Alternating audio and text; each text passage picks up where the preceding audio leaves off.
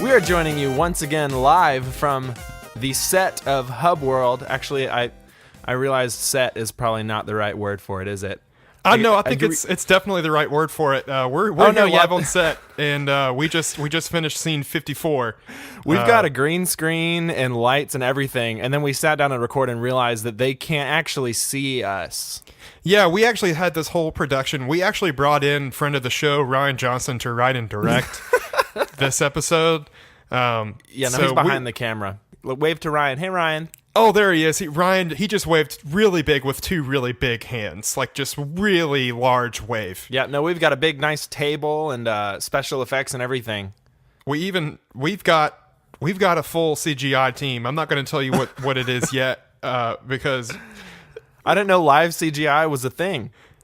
That's a live technology debut right here on Hubworld Episode 3. Welcome. I'm one of your hosts, Daniel Elliott. And I am your other host, Carter Harrell. Welcome to Hubworld, the podcast about video games, pop culture, and cross-franchise dating simulators. Wow, yeah. See, so here's the deal, right? Is like, what time is it? It's December 20th. That's what time it is. Well, that's not... Okay, yeah, I get what you're going for. Keep going. We've got the spirits in the air. We've got the cold air. We've got... This is a nice, it's hot chocolate season. Hashtag hot chocolate season. Hashtag hot tea season. It is that time of the year where you just want to spend time with your loved ones. Ooh. Like, clearly there's Valentine's Day, but like that's just a day. This is the season of being with your People don't actually know the origin of Christmas, but actually, you know what? We don't want to go there. Yeah, so really what Christmas means to me, my love, is that this is the time where you actually have to order things for the people that you like or love in your family. And oftentimes you wait until the last minute, and so you're like, well, shoot, how am I supposed to get this nice 3-piece planner set to my mother like tomorrow? Well, the good thing is that the internet has this thing called overnight shipping option. Tell me about that, Daniel. And that's the subject of our first segment here. Welcome to overnight shipping, the loveliest section so far in Hubworld history. Now, I have a feeling that overnight shipping, in the context of this segment, is not exactly how it sounds. It's not at all how it sounds. Are you familiar with the kids? With kids? Yeah, just the kids. Like the kids' lingos, they say. Vaguely. And like, I mean, I guess like I'm part of this. I'm of the kids, but also they say instead of relation shipping, like putting two people together, it's just shipping. Okay, got it. Let me write this down. Hold on. Oh yeah. You want to pull up your notes? Okay, we can get like 1 or 2 a week. I can catch up. Yeah. So overnight shipping, we're trying to pair two disparate video game characters together, and we're going to talk about what they would do on their first date and why they're good for each other. That sounds perfect. It's a romantic time of year. So I don't know if we want to get as saucy as the implications of overnight shipping, but it is a nighttime date. We can stick with that. Yeah, so it's a nice chill evening getting this thing started. So do you want to go first? There's not many directions that we can go with this, but I'm definitely going to start with it. And that is, do you remember the OG Star Fox? Oh, yes. The Star Fox of legend. Yes. The Fox of the Stars. And we've got Fox, we've got Falco, and everyone's favorite, Peppy Hare. Oh, yeah. I was going to say Slippy, but I'm glad we didn't do one of those, like 1, 2, 3, say the same thing at the same time. Well, see, that's the thing, is Slippy is very annoying, but Peppy Hare's got that catchphrase that we all know and love, do a barrel roll. Oh. And so what I'm thinking is we sit down Peppy Hare with Navi. Navi of Fairy Legend of Zelda. Yes, everyone's favorite fairy sidekick. Oh my goodness. Catchphrase queen of the universe. Wow. Hey, right. catchphrase king. I understand. I get it. I understand it all. Oh, this is very good. So tell me, what are they doing on their first date other than just spouting their catchphrases back and forth to each other? Nope, that's it. No, it's an instant connection, man. That's true. So he's like, hey, do a barrel roll. Listen, use the boost to get through. Hey, do a barrel roll. Yeah, that's wow. I'm there. I'm glad actually. No, yeah, we ran through them and like that's about all there was to it. Yeah, that's all they needed to know that it was love at first sight. And in fact, what you just heard, listeners at home, was again we're live on set, and that was actually Ryan Johnson doing both of those. He was doing that live action CGI that we talked about. So do you want to? Can I tell you about my first two characters here? Oh, you sure can. Okay, so one of the newest, best video games that has come out in the year of our Lord 2017 is Super Mario Odyssey. Very true. It is a fantastic game that I'm sure we'll talk about more at length in episodes to come. Oh, absolutely, yes. One of the best characters in this game is named Pauline. Ooh, a little Easter egg character. Yeah, I think it's one of these like callbacks to the original Donkey Kong. And she's the mayor of New Donk City. Naturally. She likes peppy music. Mm-hmm. She also has trouble fixing machines. Those are like just things that like about her that she like tells you the character right during this. Yes. So I went into the overnight shipping matchmaker 4000 machine. And the I one typed on in set here with us. Yes, the one right here on set. I typed in Pauline and then I clicked enter and it did a few calculations. Now I'm going to set this one up for you so you can form this image in your brain. Have you ever played The Legend of Zelda: Ocarina of Time? A couple times I have. Indeed. Do you know Kakariko Village? I sure do. There is a man inside of a windmill. His name is Guru, the windmill man. He plays peppy music and understands machines. AKA the 100% soulmate of Pauline has been there the entire time. And you have drawn together like two of the most obscure video game characters and made a match in heaven. I was going to say, look at God, just look at God at work. So wow. Here's what they're going to do, right?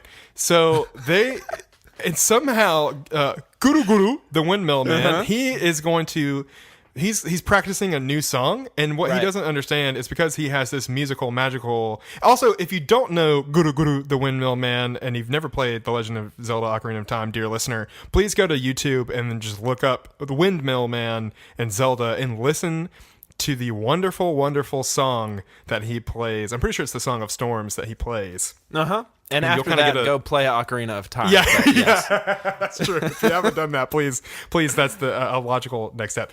Mm-hmm. So he's playing a new song, and what he doesn't understand is he's too powerful for his own good, and that song transports him to New Donk City.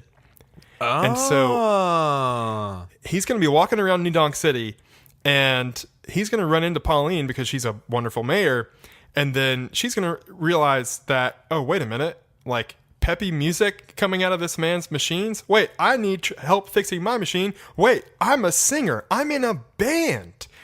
And so they're going to bond. Together. They're going to bond under their common musicality. Mm-hmm. And they are just going to create and perform just the dopest music collabs, right? Dang. So are we talking like a windmill song, jump up superstar mashup? That is exactly what I'm saying. Oh heck yeah. We could totally make that happen. It's I'm already excited for it. They're going to start a new club called The Windmill. It's in New Donk where people can go and just jam. And then I think they're probably also going to go take a trip to the new Donk hat factory and get him a nice hat, because Pauline really likes hats, and That's I true. think she would get him a nice hat, I think, on their date. Danielle, two episodes ago, we were talking through some game awards, and one of those awards was best soundtrack of a game or best song of a game, or that kind of thing. Yeah. And I'm hoping that next year we can get Jump Up Guru Guru up there. It's like maybe just not even in the video game world, just like a top 40 single. Yeah, it turns out we're going to take a step outside the podcast real quick and just talk about our personal goal of making that happen.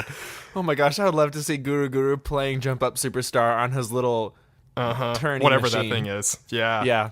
Dang. That is a match made in heaven. I'm really, really excited for it. And Daniel, I'm actually very glad that you went with the Mario route, because I've got something that it's from the Mario universe, but it's not as obscure as you might think. Mm-hmm. And I'm just going to be totally honest, okay? This is maybe an unpopular opinion, but I think Peach should give Bowser a chance. Oh! They may be from the same universe, but, when I look at these games and I see how hard Bowser is working, maybe there's something beautiful there that we're missing.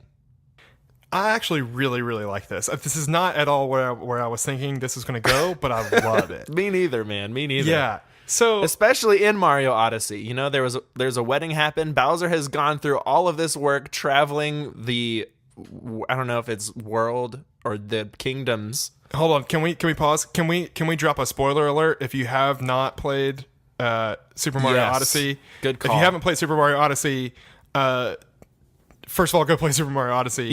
If you're planning on it. That's the theme of this podcast is stop listening to us and play some games. And do some game stuff. Then please disregard, skip ahead for the next, I don't know, a minute or something. But anyways, continue. I mean, so he's going from kingdom to kingdom, right? Flowers, custom-made dress, food, all of the elements for this perfect wedding. And we don't know what the nature of their relationship is, you know? So true. He does say, I think in this one specifically, he drops one English every few sentences. Yes, and it's very good sounding Sim English. Style. He'll be like, Mario, that kind of thing. Yeah. So maybe he's saying, Peach, you are the light of my world, Yes, like Peach, I truly, madly, deeply do want to love you. I don't remember the rest of the lyrics of that song, but that's so true, because I thought you were going with Padme, I truly, deeply love you. Now we're really talking about some romance is what we're doing. Now we're cooking in the Luncheon Kingdom. Hey, I see what you're doing. So yeah, we only ever see Mario's perspective, and I'm not going to be one of these maybe Mario's the bad guy all along. I don't want to fall down that YouTube rabbit hole, but at the same time, does that mean that Bowser is bad? Not necessarily. We don't live. That's true. We don't live in a binary universe. There's more to life than just good and bad. What if Bowser is also just I just really need to be able to express how I feel about you, but I can't really do it because I'm painstakingly slowly learning the English language. Oh, okay, so that's the route that we're taking. Yeah, because it's we've nothing had all emotional. these games it's just that where it's usually and then finally we have Mario, and that's the only thing that he can say. So poor guy, right? Of course, wow. he So it's a can't speak linguistic English, thing. and Peach clearly speaks Mushroom Kingdomese, if nothing else. That's true. So his options are either let her go and live the life of a broken heart, or put her in a cage. Yeah, maybe a little extremes. He's working on it. He's working on it. And I mean, here's the thing. Like you said, I don't know if I want to go the Mario is the bad guy route, but the route that I do want to go is, are they actually together? Oh, see, now this is another really juicy conversation. It really is, because, he's also going all across the Mushroom Kingdom, does all this work, finally saves her, and she bakes him a cake. Can we actually... This is a great cliffhanger, because I want to put just a cliffhanger. We're going to come back to this exact topic. You had no idea that we were going to do this, because once again, Carter and I did not discuss our overnight shipping candidates before this. So... let's put a little cliffhanger right there. I'm gonna tell you another date, and then we'll come back to it. Go for it. So, This second one, I wanted to go outside the realm of humanity for this one because, like, one of my favorite movies is the movie Her, and I like the idea of robot love. Okay. And so I said, okay, how can we talk about some robot love? This may be a slight deep cut for some, but just, gird your loins. Sure. I'm talking about HK-47, an assassin droid from the original Knights of the Old Republic. Uh-huh. And GLaDOS, I don't ever actually know how to say her name correctly. I don't know if it's GLaDOS. Either GLaDOS or GLaDOS or something like that. The main best... The also assassin robot. Also assassin robot from the Portal games. Wow, I love that. So here's how I think this would go down. So, like, HK-47 is, like, super snarky. He's like if C-3PO was a jerk. Like, that is HK-47. Yeah, it's like a C-3PO, like, weird Deadpool kind of crossover. Yeah, that's a good way to describe it. And, like, GLaDOS is sort of the same way. Like, they're just really snarky, kind of deceptive, like, also a deep hatred for humans kind of thing. They both share this thing. So I think they're set up on a blind robot date. And they would meet for a robot coffee. Okay. And I think pretty immediately they would hit it off over their bond. Can we just rewind a second and, like, establish what robot coffee is? I think it's exactly what you would think it is. I think a lot of people would be like, robots drink oil. No, it's robot coffee. Like, It's a separate thing. Like, it's good, Okay. So it is for recreational purposes. Recreational purposes. Got it. Okay, so they're meeting for recreational robot coffee. Recreational robot coffee also sounds like a game we should develop. Oh, okay. Write that one down. So they would quickly discover their, like, shared hatred of humans and like also their similar senses of humor. True. And so I think that would be like, they meet for coffee and then they realize, hey, like, let's actually go on a real date. And so here's what they would do. This is how they would know that they love each other. Okay. So I think GLaDOS would fix him a meat bag and HK-47 would bring her some cake. Ooh. That's like their thing. That's their thing. Like, HK-47 calls human meat bags. That's GLaDOS has this weird relationship at best with cake.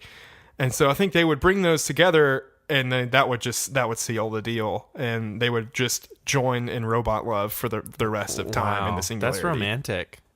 I'm really happy about it. So I have just some rapid fire things, and, like, again, I don't want to leave this cliffhanger totally on the cliff. Right.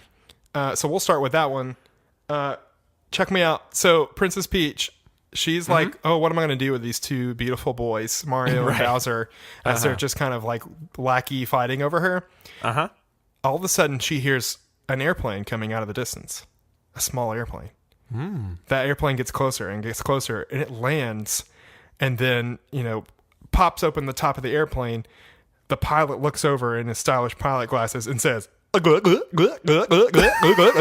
it's Banjo from Banjo-Kazooie trying to take Princess Peach out on a date because Banjo is the correct ultimate platformer of all time. What a wild twist. And he flies in from his airplane that he used in Diddy Kong Racing and translated, how about you take a ride on my airplane? And then Peach just gets on that plane. They go and Banjo takes him back to his house for a nice home cooked meal because he's really simple. It's not those bombastic places that Mario always tries to take him or Bowser. And she's really enjoying the hominess of it. And then Gruntilda gets really jealous of Princess Peach's looks, and so she kidnaps her, and then Banjo-Kazooie 3 happens. Oh my gosh, this is just like a roller coaster ride. I don't know if my heart can take this. That's just really what I want, I want Banjo and Kazooie to happen again.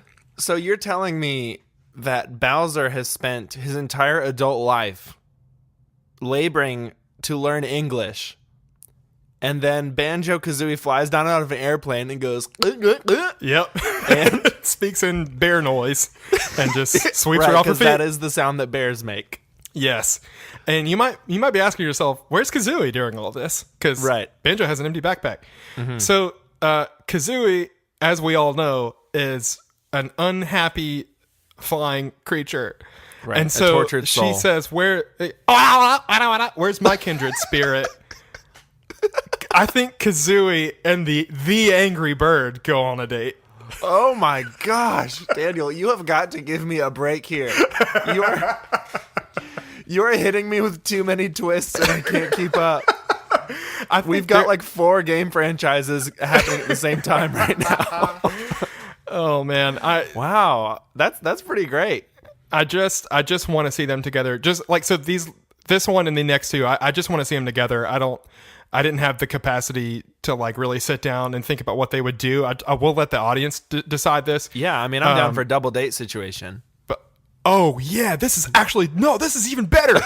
This is the double date. Are you ready for this? I'm ready. Oh my gosh, this is so good. Well, I'm so glad I don't you know, said this. actually. I'm pretty exhausted already. Nathan Drake and Lara Croft with Master Chief and Samus Aran.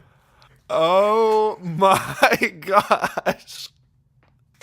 Like, I don't know what they do. I just think that they just stand there and they look at each other, it just constantly like shifting eyes back and forth and just like realizing how cool they all are. And then credits roll. That's yeah. And that's all they need for their like daily satisfaction. It's just that. These all need to happen. Mm-hmm. Maybe when Dreams comes out, we can make this happen. See, that's like Dreams is just, I'm so excited for that. What I really want is like a video game version of The Bachelor. I think that's really what I want.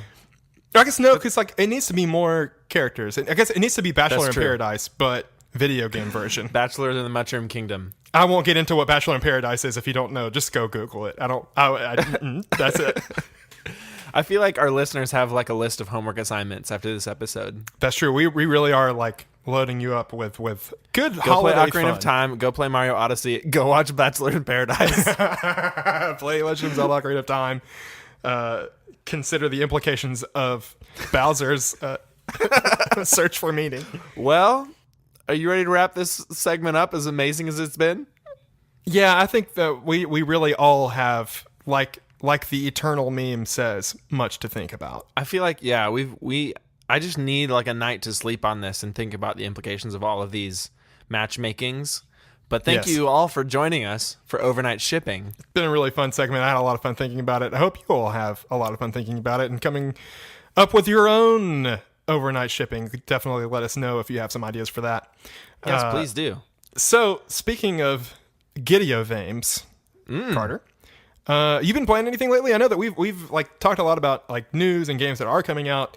But what are some of the games that we have been playing recently? Yeah, definitely. I mean, game releases have slowed down for a bit, which is actually a really good thing because it gives me some time to catch up. I mean, like the past few months have just been so crazy, and I feel like now, especially that Christmas is rolling around and I can ask people to give me things, Yes. I can catch up. So right now, I've probably putting the most hours into Cuphead, finally. Yeah. Tell me what you think about it.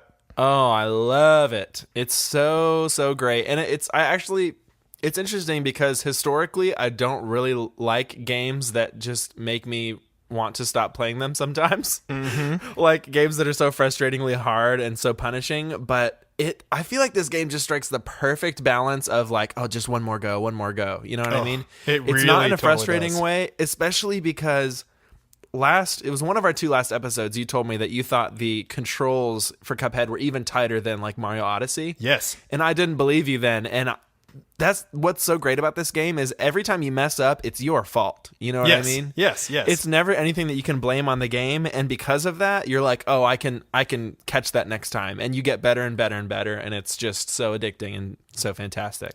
It really is so good at making you feel like you are progressing and getting better at the game. Like, you know, so Cuphead, like if you don't know what Cuphead is, it's an Xbox exclusive. Yes. And it is this kind of side-scrolling platforming action game that is completely hand-drawn animation. It looks like what are they trying to go for? I think it's like the 30s and 40s. Yeah. Betty Boop style. Old cartoons, and they nailed it. I mean, it is so good looking. And it's kind of deceptive because you could look at it and be like, oh, this legitimately looks like a small infant child's video game. but it's what's hard. so great is it doesn't even, like, I remember when I first saw the trailer for it, it was one of those moments where I didn't realize that they had cut to gameplay yet, because it didn't even look like a video game. It looked like a scene from one of those cartoons, you know what I mean? That's true. Yeah, that is true. They just did such an excellent job with their tiny, tiny little hands. Yeah. But one thing that has also struck me has been, this game has been talked about for so long, and it was announced a pretty long time ago. Is it 2014? Yeah, 2014 we first started hearing about it. And what's great is that I've seen lots of clips from it, but experiencing it with the sound and the music and the sound effects and like the grainy filters and everything like that is so fantastic. Yeah. And as well as the skill things that I was talking about, I also feel like there's just the perfect amount of luck involved. Yes. That it's less that you will get unlucky a lot, and it's more that you will get lucky a lot, if that makes sense. It totally does, yeah. Because like it's less that you die from getting hit by something that was just like, oh, that's total BS. But it's more like sometimes you'll jump and dash and just squeeze right between two obstacles, and it'll like be just perfect, and that will win you the round, and it's pretty great. Yeah. So like the structure of the game is it's all boss fights with a few just side-scrolling platforming, like run from left to right and get to run the and end gun, levels. they call them. Yeah. And so each boss fight has like a little bit of randomization to it. So like they may have a set the like perfect amount number of attacks, but they may hit you with the same attack the first 10 times you start the boss fight, and then on attack number 11, they hit you with something completely different at the beginning. Exactly. So like, it throws you off a little bit, which is another good challenging thing. But like you said, I have gotten through. I'm like legitimately almost exactly 2/3 of the way through the game, and there has been many times that I have been saved by some attacks not showing up. From certain bosses. What's so great about it is that it always keeps you on your toes, because if it wasn't randomized, then what would happen is each playthrough you would just kind of memorize the moves, which takes away the skill from it. And so I do like what they did with the randomization. Yeah, it's such a well-designed thing. Like it is really unbelievable, and like is just the best Xbox exclusive. In my opinion, it's the best Xbox exclusive in years. Like it is the one game that has made me wish I had an Xbox. Yeah, it's really, really fantastic. And Microsoft like completely hit a home run with this game and getting that as an exclusive. Yeah, for sure. Have you been playing anything else? I've been playing a little bit of South Park, The Fractured But Whole. Oh, what was that? The Fractured But Whole. That's pretty good. That was another. We just had, that was an on-set cameo of actual Cartman. Yeah, don't ask me how that happened, but it's true. Exactly. I've played very, very little of it. I played all of Stick of Truth, loved it. I know you haven't traditionally watched a lot of South Park, but I haven't. But I did beat a Stick of Truth. So did you play all the way through it? I played all the way through it, and I probably missed 60% of a lot of the references, but it was still fun. It was. Yeah, that's been one of the most particular games in terms of Easter eggs and references, which are pretty great if you know them all, but it's also pretty funny if you don't. So yeah. But I haven't played enough of that to form like a total opinion. I'm enjoying it so far. I've really only played like an hour or two, so I look forward to playing more of that. What have you been playing? So I've been playing a few things, mostly to try to cram in, like before our Game of the Year discussion, some games that I have been wanting to get to. Yeah. And so the first game that I want to talk about is a game that you have and have been playing, and that we have talked about for other reasons on the show. Right. That is Star Wars Battlefront 2. And it was like it was not an easy decision for me to pick this up, just because there's a part of me that is like, I don't want to support the EA-tization of this franchise and the whole like idea of what they've done with the microtransactions in the progression for this game. Sure. But because I am like the definition of a Star Wars mark, and because we're not a week out from Star Wars The Last Jedi as we record this, I couldn't do it anymore. And like I figured, hey, even if I don't like it, I'll at least want to experience it and see. And I played the beta when it came out, and I had a lot of fun with it. And I loved the first one. So I was like, well, even if it's just more of that, like Daniel, will still enjoy that because I'm a Star Wars mark and I just want to run around in that world. Yeah. So I've not played much of it so far. I I haven't done any of the multiplayer since the beta because I wanted to just focus on this brand new, highly touted single player campaign that they I did the same thing when I got talking up and marketing so strongly. And I was telling you this a little bit earlier, but I am glad that my expectations were tempered a little going into this. I know that as we've talked about it and as I've read reviews and heard a lot of people discuss that this single player campaign is like maybe just a little bit disappointing compared to what it could have been, right? Or even what it was necessarily advertised to be. Even how they were marketing it is not necessarily the story you play. So I'm kind of glad that I saw that, and I'm not going to spoil too much now about it, but I am far enough in the campaign where this is maybe a super small spoiler, but you don't play as the same character the whole time. And I played where you switch to another very recognizable Star Wars character and you play a mission with that person. And then I played the next thing after that. And so, so I'm not super far. I think it's fun though. Like it's the gameplay was great in the first one. Like just the straight up boots on the ground, running around and shooting things with Star Wars weapons and seeing explosions and watching the skyboxes and things flying around over you. Yeah. It does that in spades so far. I mean, having played the multiplayer a little bit, that is even improved upon much more just in terms of like how guns feel and stuff like that. I've definitely noticed that is an improvement there. Yeah, I'm really excited to eventually get to the multiplayer. I think I might do the single player all the way through first. And then especially just because then that way I have a lot of credits to throw around or whatever too. So I've really enjoyed the way that this feels. It looks and sounds incredible. That's one thing that I think is like pretty untouchable when people have talked about Battlefront 1 and 2 is that it looks and sounds amazing. They have really the sound design, optimized this Frostbite engine to its fullest, and that's great for this franchise. They basically they had to do that, so that's what I was really gonna say. Is I feel like Star Wars has never fully gotten that specific kind of attention, which it has so deserved. Like it's had a lot of great games, but they have never been like the pinnacle of visuals, and now they are. I mean, when Battlefront 1 came out, and now Battlefront 2, it's like one of, if not the best looking game out there. Yeah, that's like no hyperbole. Like that is an absolute true statement, I think. And so that's been part of it. I think so far it's been really well paced with definitely a lot of the set pieces and a lot of the action that happens. Like there's a good balance so far of fast action sequences that are like very true to how Star Wars feels. That's one thing that I think I haven't seen much of, but like it's not just standard video game, go and take out this group of enemies and then go exploit it's not just thing. waves. Yeah, like it feels like Star Wars set pieces so far, and I've really enjoyed that. And I will say two things. One, the story, I think I can already tell it's not going to be this groundbreaking like thing, but like what it is like a really solid Star Wars action, like it definitely fan service, like thing, definitely. But like for me, for someone who is a huge Star Wars geek, like that is enough for me. I was gonna say, the more I hear the term fan service, the more I'm like, that's not usually a bad thing for me. Like when people complain even about the Star Wars movies, I'm like, yeah, duh. Yes, hello, I am a fan. Thank you for servicing my fanhood. I don't know.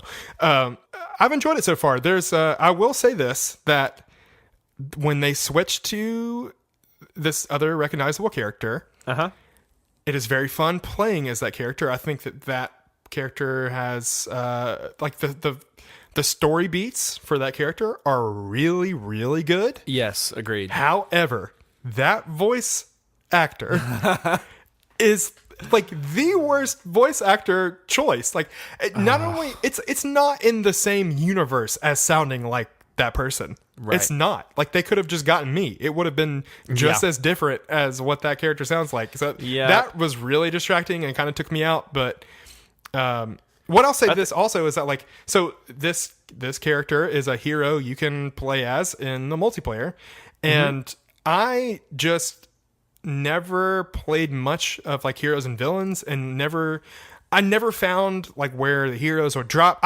Long story short, I've not played much as heroes in these games. Yeah. And so like getting to play an extended sequence as a hero and like oh, I finally understand what this character really feels like to play Right, as. Like, right.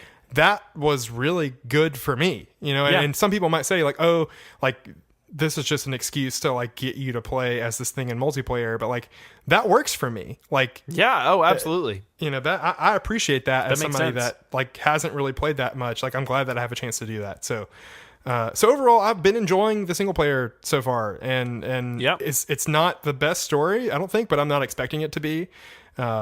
So that's my very Star Wars biased, Star Wars Sure, shaded glasses look at it. But Yeah. I mean, that's just me being honest about, you know, my approach to Battlefront. But Yeah, I did play a little bit more of it actually this week because they recently came out with the Last Jedi DLC. That's and right. That includes the crate map. It includes Finn and Captain Phasma, and it actually does include some story DLC. I saw that, and And I've played one mission from it, and I look forward to playing the rest of that sometime this week. I was going to say, how does that compare, do you think, to what they have already? So one of the frustrating things for me, okay, again, without spoiling this, one of my biggest frustrations with the campaign is that when the last shot ends and then the Star Wars Battlefront 2 title comes up, you're like, wait a minute, what? Like, that was the end? It was really abrupt and really weird and wasn't set up as an ending. And I was frustrated when that first happened, and I got even more frustrated when I realized the line that he says is a reference for the DLC, basically. Oh. So basically, this, I know people say this a lot, but it really feels like this was a section of the story that they just cut out of the campaign to release as DLC. And it's weird because, yes, the DLC is free, but you can tell that the idea is just to get you to keep playing, like in the spirit of a games as service. Right. And it's hard to talk about this without spoiling anything. I think you'll know what I mean when it ends a little abruptly, and then when you play the DLC, it's like, okay, this is just picking right up after that. That should have been part of the story. So that was a little disappointing, but I mean, gameplay-wise, it's just as good as the campaign. This might be one of these things where I know for me, it was hard to recommend the first Battlefront initially because there was so much content left out of it that was behind the season pass paywall. And it got to the point where when it was like time for the Ultimate Edition that had every bit of content, and then like that was starting to go on like pretty deep sale. Yeah. It was like, hey, this is the time that I can fully recommend this game. Right, because it was a great game. I love that game. And so maybe this will be the same thing. Like, it's like worth re-looking at when you can get the full story all at once, you know, for some people. But definitely, I don't know. We'll see how that goes. But I'm like you said, I'm glad that you don't have to pay for it this time. Yeah, definitely. But I've also been playing another game that I was really wanting to get to before Big Time Game of the Year talk is Call of Duty World War II. And I realize this is two like pretty like AAA multiplayer focused shooters at the same time, and I'm kind of like yeah. But I don't want to get into this now. There's going to be a time and place. I've referenced this a couple times already.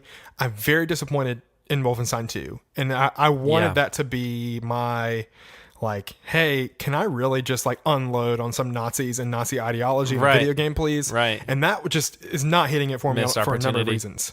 And so I was like, well, okay, I was one of those people that like when they announced World War II, I was pretty excited for that. Like, I'm just somebody that I enjoy World War II stuff. Like Saving Private Ryan is one of my favorite movies.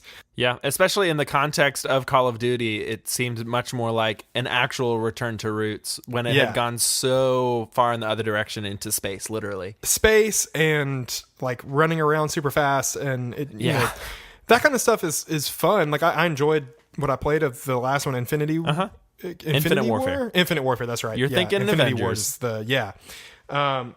And so I was really excited for it to go back to World War II. Like I'm basically I really enjoyed the last World War II Call of Duty. I think it was one of those when it was still an off-gear team. It wasn't Infinity Ward. Yeah. Oh, the name is escaping me. But they had I thought that story was really good for like a World War II story. And so I was really excited when they were bringing it back to that like setting, and they were going to have another focused storyline in World War II. I was pretty pumped for that. Yeah, definitely. I really enjoyed the last time that Sledgehammer did a Call of Duty game. It was Call of Duty, I think it was Advanced Warfare. Yes. And I really liked that single player campaign. Yeah, that was really well received. I liked that one a lot. And so I was already looking forward to this one because of that also. So I'm not super far in it. I've only done the first campaign mission. It's no need for a spoiler alert because it's history, but it is just storming the beach of Normandy again and taking a lot of the same cues as even older Call of Duty games have taken, which is still like, let me just play through the opening of Saving Private Ryan another time. Yeah. Like, I will just continue to do that. Like, if there are more and more games, more times to like play through the beginning of Saving Private Ryan, I will do it every time because it's just worth fun. reliving in different ways. Yeah. So that's that whole first mission, and I really liked it. It really worked for me. Awesome. Because like again, this is the best looking Call of Duty in my opinion so far, which is like it should be because it's the newest one. Sure. But it's just so good. Kind of like what we were talking with Star Wars, like how that has been receiving this really top tier treatment as far as how it looks and sounds. I feel the same way now about World War II in this new Call of Duty. Like, that's awesome. It is really getting to see World War II in a fidelity that we haven't seen before. And so that is really satisfying for me also. I like how they've set up the story to be this like ragtag World War II group. Again, I really get into that kind of stuff. Yeah. Even if it's not the deepest, I really like it. And it feels good. I was a little worried that it wouldn't feel great because like we were talking about, like Call of Duty has gone so far the other way. Yeah, definitely. Into feeling it's lost a lot of its grounding. Right, like it's fast and floaty, and it doesn't feel like that, which is good. And you have to like, your health doesn't automatically recover. Like you have to get health packs, and it's going back that far to how Call of Duty games used to be. And so I was really happy with that first mission so far, and I'm happy to get back more into it. I have not played the zombies mode yet. I'm waiting to play that with a couple friends all together, but I've heard that it's really good, and it's kind of back more towards just straight up horror. Like they're kind of making the zombies scary again, really? which is something that I'm pretty excited about. That's cool. And I played a couple of multiplayer matches. Needless to say, I have not played online Call of Duty in a long time. And I think out of the two matches I played, I had 16 kills and like 42 deaths. That is not an exaggeration. It was very bad. So hopefully my Cuphead ratio is about the same. Actually, it's much worse. Who am I kidding? Yeah, so hopefully that's just ring rust, and I'll be able to come back in. But like at the same time, if the single player continues to be as good as it has been from that first mission, and if zombies is good, that's the one thing about Call of Duty games is like it's basically 3 games in one now. And so even if like 2 out of 3, hey, 2 out of 3 ain't bad. So yeah, definitely. Yeah, definitely. So we'll see. So that's my initial thoughts on Call of Duty. So Carter, if you look at your calendar, and if you go back forward in time, and then you after this podcast is over, and then you listen to it and you realize that we have talked about the season that we're in, that we are indeed in the holiday Christmas season. This is the time that you get to show your love to your loved ones. In American tradition, the way that we do that is by buying them things. That's right. That's what Christmas is all about. Yeah, that's exactly it in the US of A. So we're gonna help you out. If you have not quite gotten your hashtag gamer, significant other, friend, sibling, whatever, a gift yet for Christmas, and you're scrambling, you're trying to figure out what to do, we have just a few some advice, suggestions for you. Yeah, just a little holiday Hubworld holiday shopping guide. Game Boy advice. Yeah, Game Boy's advice. GBA. That should be GBA a new means. Segment name. Game Boy's advice. Oh my goodness. So, anyways, I'll start here just briefly. My suggestion is to go out to any store in the universe. I think now, because you can find them anywhere. The old iTunes gift card. Ooh. Now, hopefully, you can find one. Disclaimer: these don't exist, but they should. You should find one that says "For the Gamers" on it. ZZZZ. ZZZZ, because I want to tell you how I want you to use this iTunes currency For the game. Can also I like to think that it's the number 4, the gamers. Oh yeah. Oh yeah. I mean, we got to Okay, get Oh, what? LOL. About to say we need to get Steve Jobs on the line. I am behind on the news. But yeah, so I'm going to highlight 5 games you can find on iOS right now. And these may also be on Android. Unfortunately, I don't know. I don't have, I have an iPhone, spoiler. So I do want to talk about these. Hopefully, if they are on Android or Windows Phone, then I would still give these same recommendations. Yeah. But I'm going to start with this game called Life is Strange. All right. And this is an adventure game, a narrative-focused game that's split off into 5 episodes. And it's one of my favorite stories in a game that I've played it in some time. I finally finished it this year. It came out like 2013, maybe. So it's been around for a little while. But it's so good. It's such an easy game to recommend. So what this game is about is you are this high school senior girl named Max Caulfield, and she early on discovers that she has the power to rewind time. And so there's this mystery of like, how did that happen? Why did that happen? As well as she starts having these visions of this storm that's coming. And it's like this like apocalyptic level tornado that is about to come and just wipe out the town that they live in. So it's like That's So Raven, the video game, kind of? I guess so. Yeah. Okay. Yeah. I had never really thought about it that way. But yeah, so like there's that side of the story of like this mystery and like trying to figure out how to stop this storm. But then the other side of it is just the drama surrounding Max and her friends and her enemies and kind of some like shady stuff that's happening in the town, and using your powers to like help out with that situation as well. Awesome. It's got a really strong story, characters that you care about really quickly, great dialogue, an incredible soundtrack. Some of my favorite artists are on that soundtrack. Cool. And so yeah, it's a super easy game to recommend. Right now I think it's like $2.99 to like get the first episode, and then like $7 or $8 to like get the whole thing. Okay. So yeah, that's really good. The second game that I want to talk about is Oddworld New and Tasty. So this is the latest in the Oddworld series, which primarily star this guy named Abe. There's a couple other offshoots that don't, but it's this guy named Abe, and he's an alien. He's just kind of this like quote unquote like every person, you know, like just like somebody who's just putting their head down, trying to do good to work their like menial job. And he works in this factory, and he finds out that the people who run that factory are getting ready to capture and kill and sacrifice everybody, basically commit genocide on his race in order to like make new products.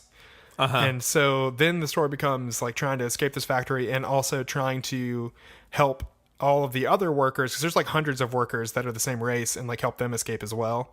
It's this really quirky thing. It's got a really cool art style.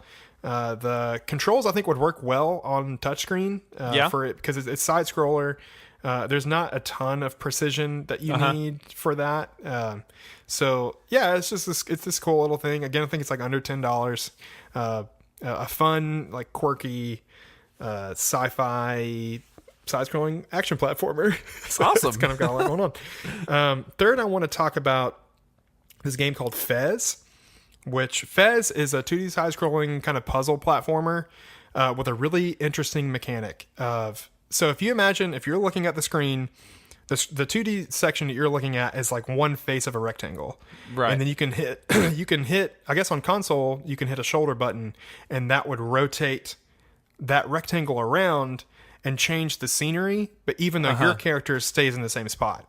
Yeah. So you can rotate the world around in 3D, but then the rest, but then still be in a 2D plane. Yeah. That's cool. It's a little bit hard to explain, but it's a really cool mechanic that allows you to have some really creative solutions to solving puzzles. I never got far enough in it to finish it, but I have heard that that game kind of becomes like about something else, and like there's a depth to it there that it's, from what I understand, is one of those kinds of things that you're like, oh, so like this is like what this game is about, like this is what this game is doing. Right. I have no idea what it is, but Interesting. yeah, it's got some intrigue happening there. So that is Fez. And Awesome. then the next game that I want to talk about is a game called Inside. Yeah. And this is the same people who developed Limbo that came out I guess a while ago now. It's the same kind of thing. It's a run to the right, like side-scrolling story... walking simulator kind of thing. Yeah, it's like its platformer is a little disingenuous to Sure. like kind of the gameplay that you're doing, but you're going and you're exploring this really dark, really oppressive world, and the story is given to you in these background moments. Sometimes it's in the background, you seeing these things happening, and sometimes it is like what is directly happening to you or who you're interacting with. But that more tells like you, environmental storytelling. yeah, and it's this mystery that continues to unfold itself. Some of that is a little bit incoherent, like why did that happen? What is this? Who is this?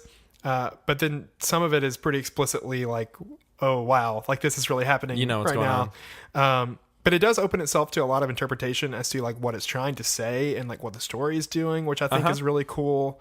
And it just 1,000,000,000% has the most buck wild like third act. Or final act, I guess, because I can't remember if it's like one act. That's awesome. But like the final section of that is just like, I wish I could talk about it so bad. Yeah. But like, just know, like it is just one of the coolest, craziest experiences I've had at the end of a game ever. But also very, very well received. Got a lot of 10s and like some people's game of the year. Yeah, it got a lot of critical acclaim. I'm not sure how well it sold, but I know on iOS you can start playing it for free now, and then there's like a demo section, and then the rest of it is like $8 or something like that. So cool. So that's Inside. The last game that I want to talk about is called Getting Over It, and what I'm about to say is a really crazy concept for a game, and that I promise is real. So this game, it's Getting Over It with Bennett Foddy, and I'll explain that part here in a second. But the main character in this is a shirtless, bald man whose torso is sticking out of like a cauldron, like a big black cauldron. Naturally. Yeah, and you have this like sledgehammer with like a pickaxe sort of situation happening. And you the only way you interact with the game is through moving the character's arms in a circle to be able to propel you forward or up or like pogo yourself off the ground. So the catch about this is, so you're trying to go up this mountain. You're trying to go up right where all these kind of obstacles are. There's always this vertical. You're trying to go further up. However, it is just extremely easy to push yourself backwards or to like accidentally get yourself backwards. And so like the whole crux of this game is like, it feels kind of bad, and like you can just so easily lose like all of your progress. Like there are points in the game where like you can be climbing and you've played for 30 or 40 minutes, and then all of a sudden you make one false move and then you fall down to the very beginning. And this is from the developers of QWOP, right? Yes, that's what I was so gonna it's say. kind of like the difficulty of the controls is kind of a game mechanic in itself. Yes, that is exactly it. Is that it's like the game knows that it controls like kind of terrible, and that's like part of the experience. QWOP, for those of you listening, if you don't know, it was this browser game where you use the letters Q, W, and O and P to control the leg muscles on a runner, like each limb. It was like the worst way you can think about to control someone running. And it was really hard and terrible, but it's the same developer. And so if that's all this game was, it would still be really fun and good and goofy. But one thing that sets it apart is the developer himself has commentary like through the game. And so, you'll be hearing, as you're working, you'll be hearing his design decisions, kind of his inspirations on why he wanted to make it and what he wanted to look like. But then also it's like ruminations on failure itself. Like whenever you lose a lot of progress, like, he'll talk about failure, and he'll talk about like what it means to work through that, or like he'll hit you with like an inspirational quote to like help you feel better. So funny. And yeah, it's this really interesting, unique thing that it's at least something that like is worth looking at and like approaching for a few minutes and nothing else. It could be one of those things where you play it and you're like, I'm never going to play this again. I hate you doing over making me want to play it. But it's just this really fun, unique thing. Interesting. Yeah. The other thing that I would mention is worth looking into around this beautiful holiday season are sales of all kinds in video games. One thing that people often overlook is that you can go on to PlayStation Network or Xbox or whatever system you're using and constantly be keeping an eye out for different sales, because there are lots happening all the time, especially in this season. I know personally that if you're a PlayStation Plus subscriber, every month they offer a handful of new games for free that you can download, which is pretty great, and they're usually pretty big AAA titles. Mm-hmm. But mostly I would say that the sales are always changing, and like each week there's flash sales and different things. So pretty much whenever I'm playing something, like every couple of days, when I finish a game session, I'll just like hit up the PlayStation store, see what's new.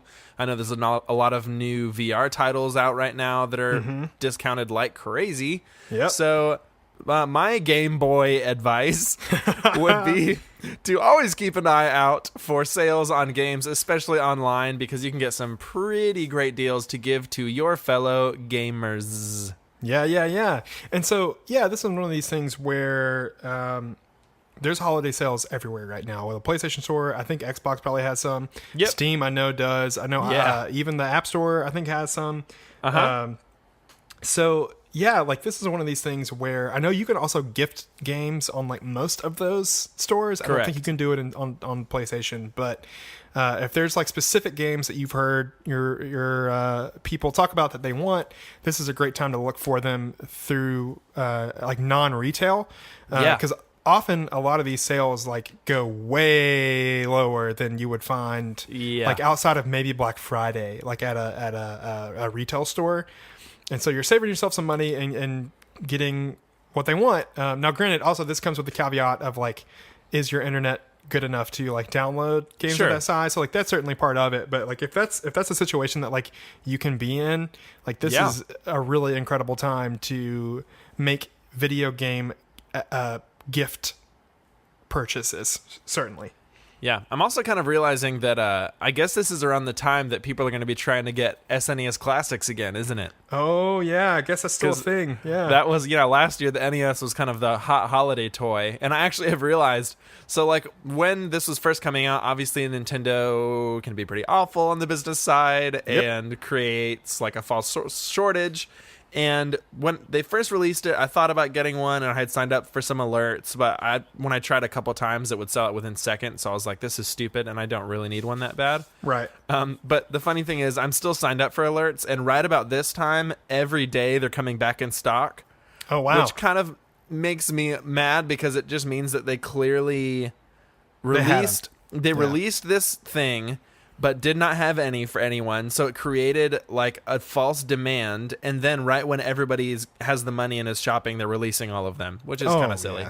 Yeah. Anyways, we don't need to go into full detail on that. But if you want to ball out for your gamers, maybe try that. Yeah, certainly. So this has been our Hubworld Holiday Gift Guide. That's AKA right. Game Boy's Advice, which may show up again. Game Boy's Advice Christmas edition. Yeah. I will be putting sleigh bells in the outro song. There we go. So well, hopefully this helps. Hopefully this was helpful for you. Yeah. But speaking of being helpful, again, we truly do appreciate you listening to our podcast. And if you've gotten this far in this one, even if it's just this is your first time, like we really appreciate it. If you've been listening to us up to this point, we really appreciate it. Absolutely.